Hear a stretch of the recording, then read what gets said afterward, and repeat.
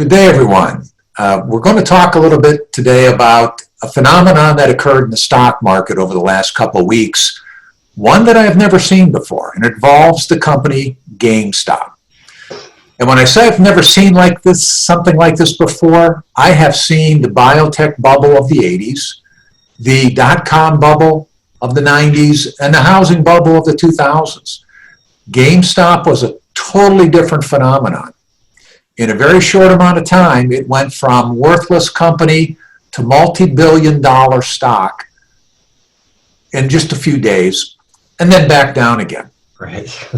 It has been something very interesting to watch, something that we at TTG would never get involved in, but there are some important lessons to be learned from this. And Jim, what did you see in this GameStop? GameStop, and we'll just take a minute and talk about what GameStop does.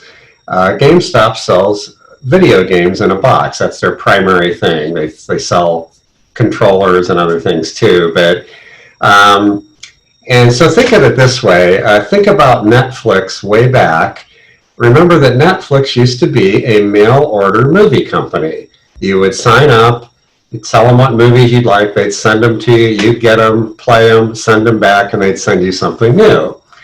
Now let's imagine for a moment Netflix said, streaming, schmeaming, there's nothing to this streaming movie thing. It'll never happen. We're just going to stick to the mail order. What would have happened to them? And I guess we don't know for sure, but I don't think it would have ended well for them.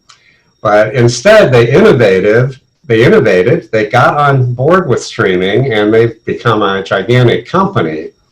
Well, GameStop chose the former. They did not get on board with the streaming video games. They're stuck sort of in the past, and so consequently, their top line, their revenue has been falling. Their bottom line, their profits been falling. Their balance sheets deteriorating. And it's this lack of innovation. And they went from around $30 to $480 and then back again. And I just wonder, Jim, you were making a living as a day trader for a while. Is there any metric that could explain this kind of move? The only thing that would possibly apply is momentum theory of trading. Momentum is a description when more and more buyers get behind a stock because they see it moving. Now, we actually, Jim, as you know, we buy momentum stocks when they fit a certain profile. We have come into the financial stocks as we thought the interest rate spreads would widen, which would improve their profitability. Momentum has followed. Those stocks have had a great run. We got into the energy sector when we thought that demand would start increasing and supply would be restricted. More and more people came into that trade, started to push those trades up, and they've benefited very nicely. But with GameStop, momentum turned into mania. And I've used this description before, but it's the National Geographic special on wildebeests, where the lead beast runs into the crocodile-filled river, and the entire herd follows, not looking where they're going. That's basically how I see GameStop. It was mania. And it's not just the mania that's been surprising, it's been the shortness of the story. It really all happened from nothing to mega cap billions to very little again in just 2 weeks. Yeah, I think that the interesting thing, although we certainly we would like to ride the momentum wave, the difference between what we would buy at TTG and a stock like GameStop is the stocks that we buy have fundamental reasons for buying them as well. It's not just momentum. They have good balance sheets. They have growing revenue. They have growing earnings. They are innovating. And so these are the kinds of things we're interested in. And then if we get momentum too, so much the better. But if momentum happens to go against us for a while, the company is still a sound company and will pay a dividend and make it through. So Jim, what do you think the moral of the GameStop story is? Always the same. Do your research. Stick to fundamentals. Don't assume that you will be the first one to leave the merry-go-round before the music stops. It never happens that way.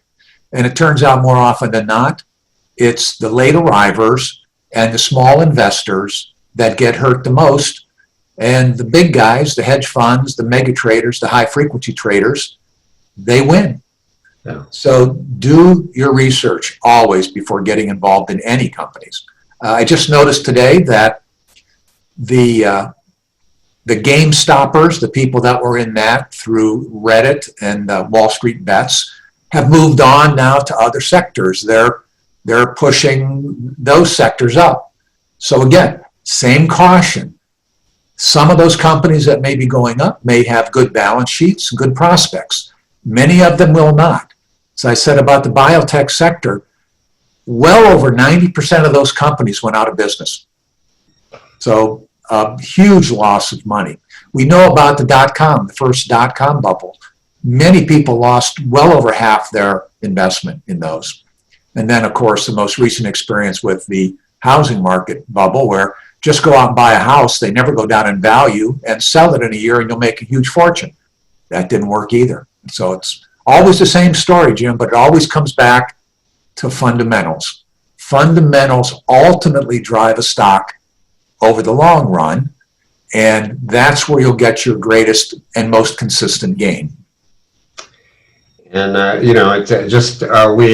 we do this little update as a reminder to folks that at TTG we don't gamble with your money. Really, when you're buying a stock like GameStop, when you're following the herd like the wildebeest in Jim's example, that's a gamble. That's not really investing, and that's not what we do. We invest for the long haul, and so the things that you have in your accounts have good fundamental reasons for being there. And in addition, most of them pay generous income so that we can support your income needs. So, well, we want to thank you for listening, and we hope you found this video helpful. So long, stay safe, and have a great day. Take care.